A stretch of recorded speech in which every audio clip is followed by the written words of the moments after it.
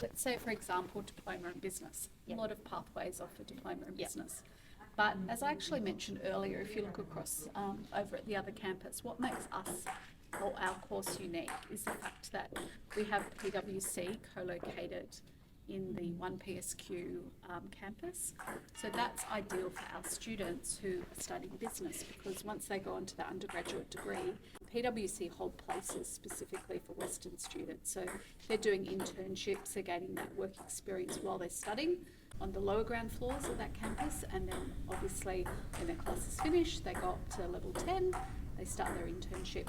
We have one student who has actually secured a job with PwC upon graduation. They started doing the pathway, and he has been a speaker for us, and he tells an awesome story about his experience. So that's something that other universities can't offer.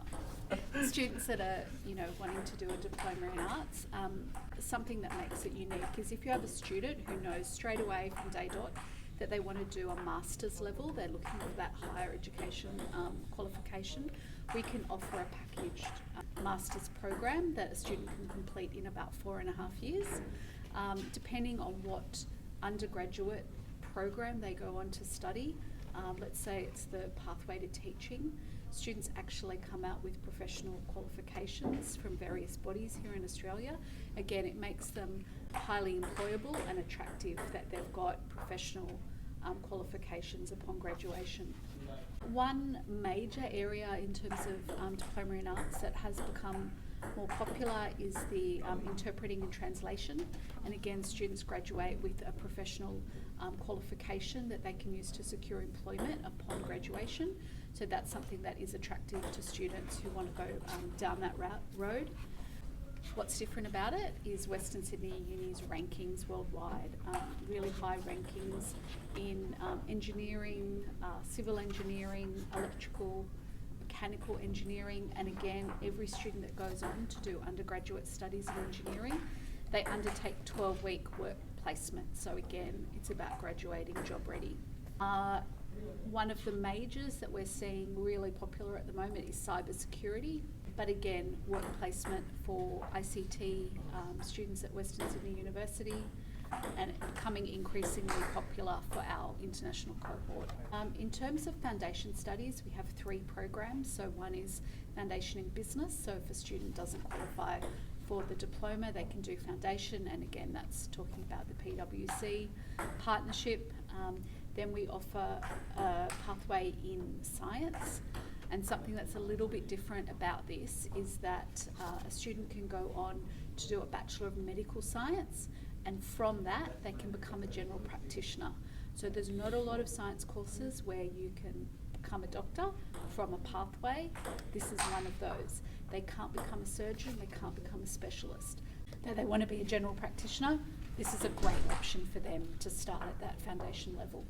And our last course would be Foundation Studies in Health Science and Nursing. Western Sydney Uni Nursing ranks 1st in Australia, 4th in the world, and every student does 1,000+ hours at Westmead Hospital Precinct. So again, nurses are really in short supply, and they're going to graduate and probably get a job thanks to the great course, but also the work experience at Westmead. We often get asked about scholarships, and strictly speaking, we don't offer scholarships to incoming pathway students, but we do offer scholarships upon transition. So provided that a student successfully graduates, the admissions team at Western Sydney University awards scholarships to our students based on their academic achievements here. So it's not based on how well they did at high school, it's their results from the International College, and there's a sliding scale model where scholarships are awarded. So our students don't have to apply, there's no paperwork involved, they're just assessed by the admissions at WSU. Once they're at WSU, there's many scholarships that they can then apply for, but these are just scholarships that are specifically for our students. I think other campuses probably don't have so many issues, but here in Parramatta it's very much in demand. And the great thing is there's a shuttle bus, a free shuttle bus that runs around Parramatta.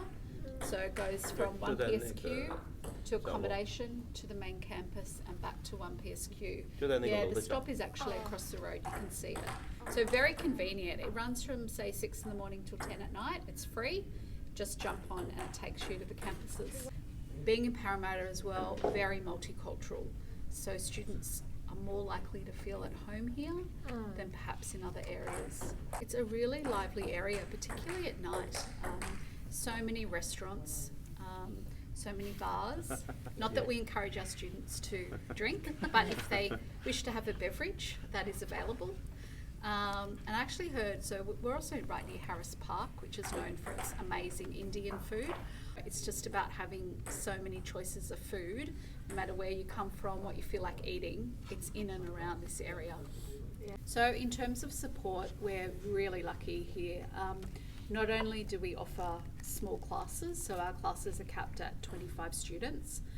Our teachers get to know our students on a first name basis. They know where they're working, they know if they haven't handed in an assignment.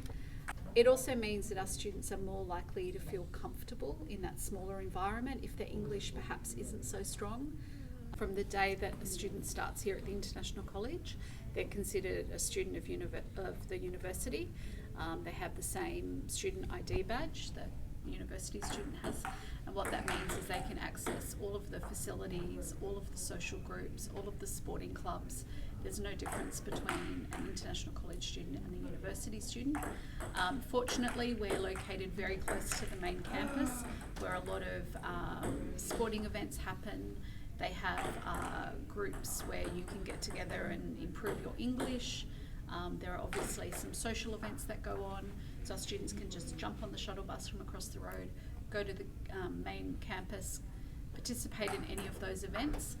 But in addition to that, we have our own events here as well. So again, it's easier to speak in a smaller environment rather than, say, a lecture theatre of 300 people. Our teachers, majority of them are actually former international students themselves. So that's really unique.